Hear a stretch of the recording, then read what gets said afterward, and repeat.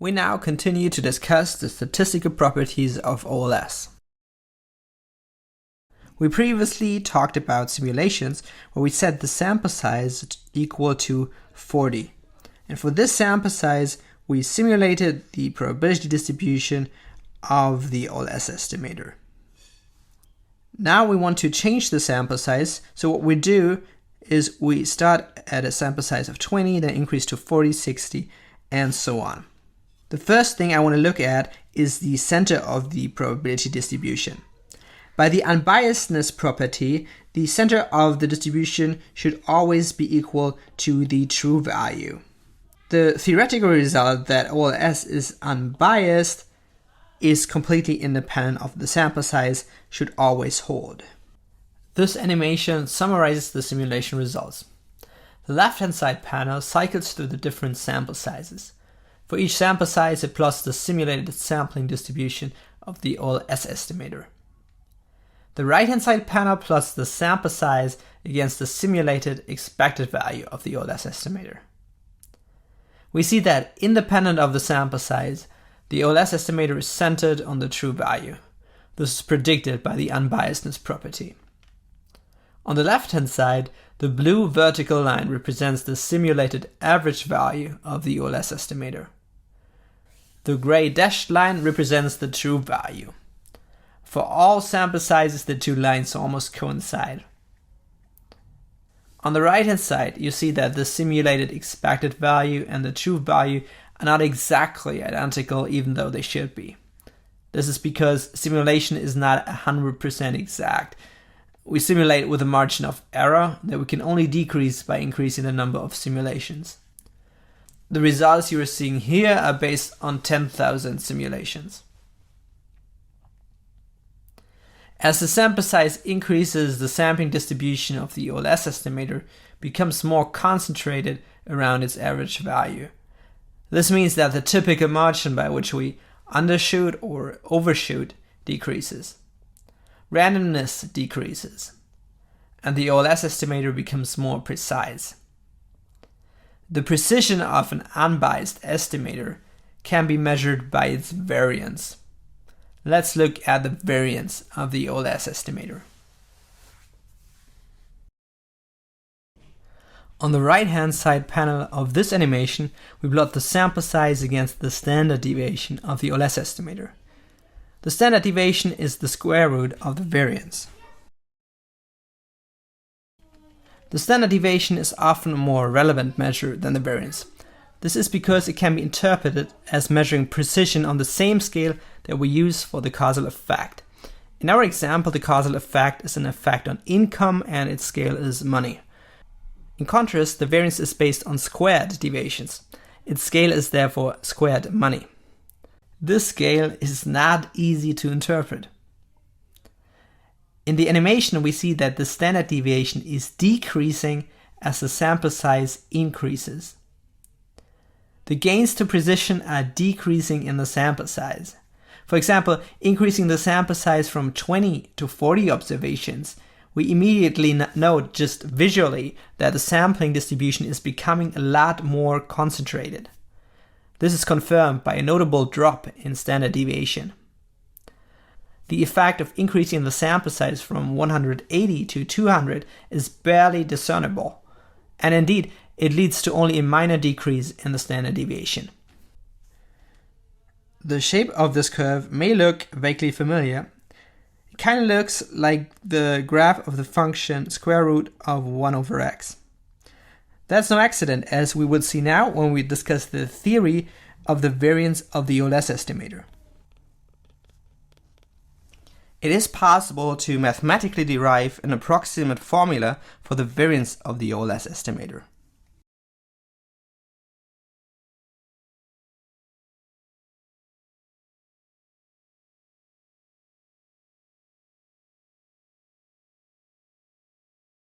But now we're moving a little too fast. Strictly speaking, this formula is only valid under an additional assumption that is called homoskedasticity. Homoskedasticity is typically not satisfied in practice. You don't have to assume that it's satisfied in order to apply OLS. The only purpose of assuming homoskedasticity is that it allows us to derive a particularly simple formula for the variance that is easy to interpret. A lot of the insights from interpreting this formula will carry over to the case when homoskedasticity is not satisfied. What is the homoskedasticity assumption?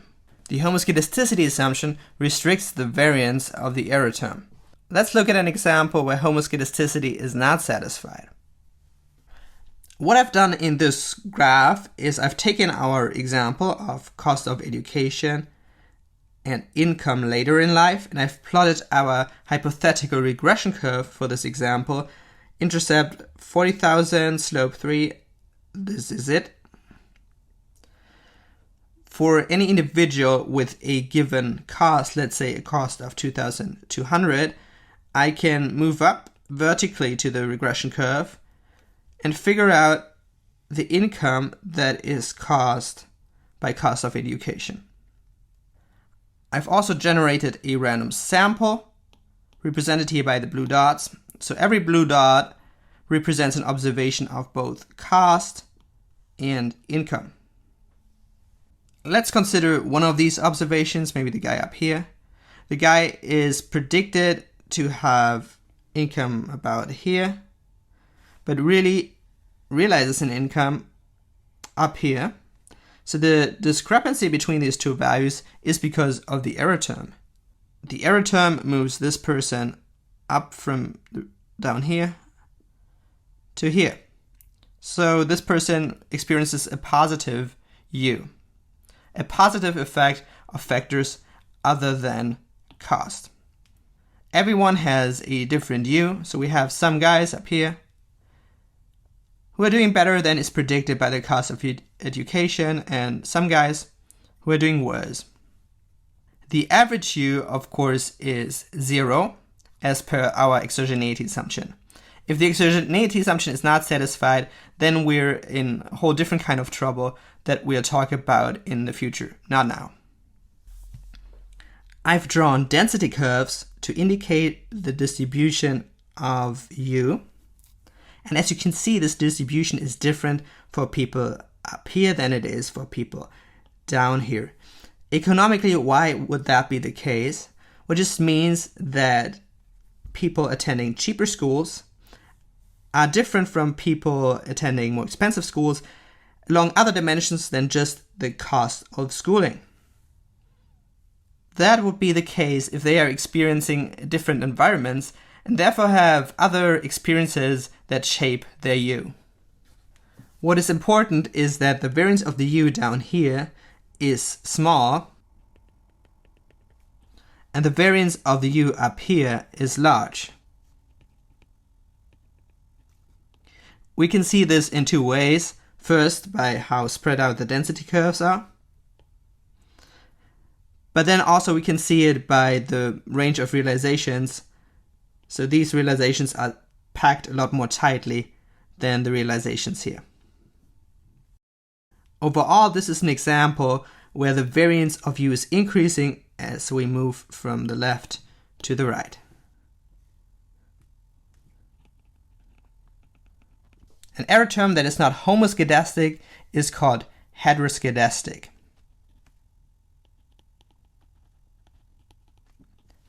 From this example, it's easy to imagine what a scenario with a homoskedastic error term would look like. And what it would look like is as follows. As we move from left to right and increase the cost, we would not be allowed to change the variance of the error term. So if we were to indicate the distribution of the error term at different levels of cost, we would draw copies of this density. At least we would not be allowed to change the variance of the density moving from left to right. Now we are prepared to talk about this formula. For this formula to be valid, we have to assume homoskedasticity. And now we know what homoskedasticity is. As I've said, homoskedasticity is a restrictive assumption, but the insights that we derive from discussing these formulas generalize to the case where the error term is not homoskedastic, but indeed heteroskedastic. Before we talk about this formula, let me just assure you that this approximation is fairly precise unless your sample size is very, very small. So this formula has different components. Now I briefly want to discuss each of those. The first component is the variance of U. If the variance of U is large, then the variance of the OLS estimator is large. And that is not surprising, because a large variance of U means that the observations are spread out a lot around the regression curve. And a small variance means that the observations tend to be very close to the regression curve. Now, of course, it is easier to find the true regression curve if the observations that you're seeing in your data are close to the regression curve. It's a lot more difficult if they tend to be far away from the regression curve. Before we consider the other components, note that they all show up in the denominator, which means everything is standing on its head. If we're dividing by a larger number, we're getting a value that is smaller. If we're dividing by a smaller number, we're getting a value that is larger. Here we have the variance of x1, and recall that in our example, x1 is the cost of education.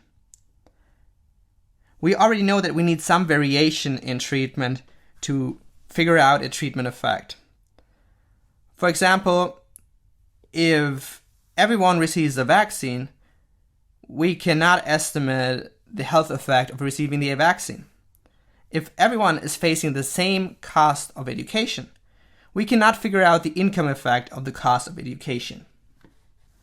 This formula says that the larger the variation in treatment, the smaller the variance of the OLS estimator.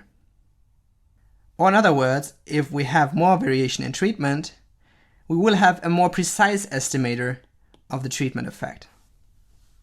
This part of the formula is only relevant if we have more than one regressor. So if in addition to x1, we have at least an x2 and maybe an x3, x4, and so on. In our example, we could add, for example, family background variables such as parental income. If we have more than one regressor, it's important to know that the variance of the slope coefficient on the first regressor is affected by the presence of the other regressors. I1 quantifies to what degree x1 is predicted by other regressors. I1 takes values on a scale from 0 to 1. 0 means that x1 is not predicted at all by x2, x3, and so on. A value of 1 means that it is perfectly predicted. If we are starting out with one single regressor, then there are no other regressors to predict it. That means that we are here at 0, no predictability. Therefore, 1 minus R1 is 1, and we're just dividing by 1 in this formula. Now, if we are adding an x2 to the x1, and if x2 and x1 are correlated so that x2 predicts x1, then we're moving the R1 to be between 0 and 1. That means here we're dividing by a number that is between 0 and 1. That means we are increasing the variance. The fact that adding more regressors can lead to an increase in the variance is called variance inflation. The last component is the sample size. If we increase the sample size, then the variance decreases. That means having more information in the sense of having a larger sample is good and makes the OLS estimator more precise. Now suppose that instead of the variance, we are interested in the standard deviation of the OLS estimator. The standard deviation is just the square root of the variance. That means we are taking the square root of the right-hand side. We can write this as approximately being equal to 1 over n, take the square root of this, and then we would be multiplying by the contribution of all of these factors. The functional form with which n enters here is already familiar, and we have already discussed that this shape kind of looks like 1 over n square root. The variance of the OLS estimator is an unknown number. It depends on unknown population characteristics. But if we have data, we can estimate it. An estimator of the standard deviation of the OLS estimator is called a standard error.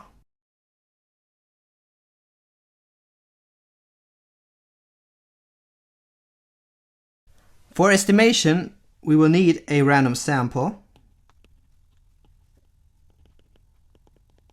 Based on this sample, we can compute an estimated slope coefficient, beta hat 1, and we can compute a standard error beta hat 1. Both of these are numbers that we compute from the data, which means they are random. These two are estimating different population quantities. Population quantities are fixed numbers that are not random. Beta hat 1 estimates beta 1, the true causal effect. The standard error of beta hat 1 estimates the standard deviation of beta hat 1. This is a measure of the precision of beta hat 1. Note that even though beta hat 1 is random, its precision is not. We will not get into the details of how standard errors are computed. That is, we will not be discussing formulas or anything of that sort. We leave it up to our statistics software to compute standard errors for us. We still have to know that there are different ways of computing standard errors, like different recipes for computing standard errors. The first one is what you could call the classical approach.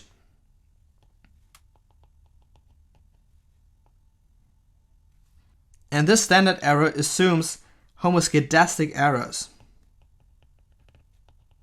This means that the standard error will only estimate the correct population value if the error term is indeed homoskedastic. As we've discussed, homoskedasticity is most of the time not a very good assumption to make. It's not very realistic in most settings. This means if you're not careful, your statistics software will compute incorrect standard errors for you. The second class of standard errors are called robust standard errors, or sometimes HC, standard errors for heteroskedasticity corrected standard errors. And these standard errors will work under heteroskedasticity. Homoskedasticity is a special case of heteroskedasticity. Therefore, these standard errors will work in both cases. Then there are other kinds of standard errors as well. For example, we'll run into clustered standard errors. And you will use clustered standard errors if there are some dependencies between units. For example, in our setting, you could have dependencies between students that attended the same school. They have interacted with each other and may therefore share some of their U. Clustered standard errors allow you to take into account such dependencies. As we previously discussed, the OLS estimator is unbiased. That means on average, we are estimating the correct value. That still leaves some room for random chance. We may undershoot or overshoot the value we are trying to estimate. And this estimation error may be quite substantial. So sometimes we may be really wrong about the correct value. At the same time, we have seen that the variance of OLS decreases as the sample size increases. That means as we have more data, the OLS estimator becomes more precise, and the role of randomness in our estimates decreases. Therefore, if we have a very large sample size, we can be pretty sure that we are fairly close to the value we are trying to estimate. This property is called the consistency of the OLS estimator. We can informally check consistency of OLS by first simulating a small sample and fitting OLS, and then simulating additional observation, adding them, and then refitting OLS to the bigger sample. In the animation here, the fitted curve is displayed in blue and the population curve is gray. As you can see in the smaller sample, the fitted curve is really off. And then as we add more observations, the fitted curve and the population curve move closer and closer to each other.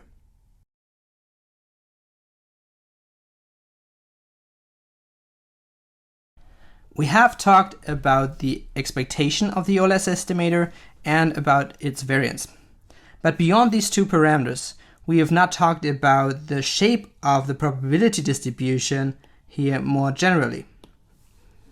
So the shape looks to be roughly symmetric around its center. The probability distribution has fairly thin tails. So in other words, it kind of looks like a normal distribution. And indeed, you could imagine fitting a normal density here and it actually fitting very well. It is true in some sense that the OLS estimator converges to a normal distribution as we increase the sample size. Of course, it is difficult to talk about convergence of something that changes, and the distribution of the OLS estimator changes as we increase the sample size because the variance is decreasing and decreasing. We can stabilize the variance by applying a standardization. Standardizing a random variable means subtracting its mean and then dividing by its standard deviation. By unbiasedness of OLS, we know that the expected value of the OLS estimator is the true causal effect beta 1. Instead of using the standard deviation, we use an estimator of the standard deviation, the standard error. What we have built here is often called a t-statistic. Let's call it t. We'll talk more about t-statistics in the future. Note that we have two quantities here that are computed on the sample and that are therefore random. This means that the t-statistic is also random and has a probability distribution.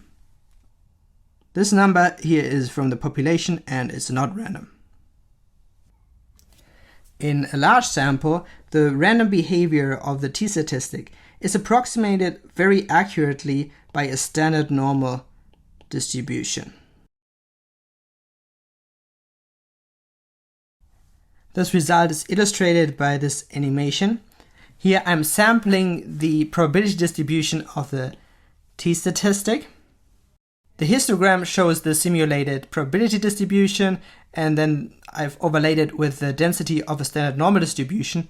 And you can see the standard normal distribution is a fairly good fit, except maybe at the smaller sample sizes, which is not surprising because we know this approximation result is not guaranteed in small samples.